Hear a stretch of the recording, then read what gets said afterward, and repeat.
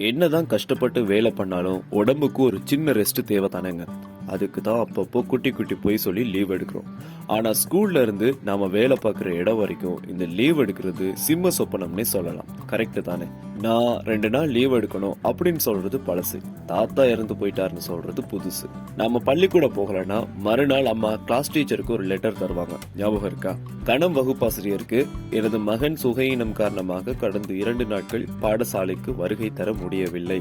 அதனால் அவரை மன்னித்து மீள வகுப்பேற்றுக் கொள்ளுமாறு தாழ்மையுடன் கேட்டுக்கொள்கிறேன்னு போட்டு அம்மாவோட பேரை எழுதி பல முறை சமாளிச்சிருக்கேன். அதெல்லாம் அப்போ ஒரு சாதனைங்க. வீட்டுல தண்ணி இல்ல, ஆக்சிடென்ட் ஆச்சு, பாட்டி ஹாஸ்பிட்டல்லன்னு தோணுறதெல்லாம் உருட்டிடுவோம். ஆனா இப்போ ஆபீஸ்ல அந்த சேட்டை விட முடியாதுங்க. 2 நாள் லீவ் வேணும்னு கேட்டா நம்ம HR முகம் எப்படி மாறும்னு கொஞ்சம் யோசிச்சு பாருங்க.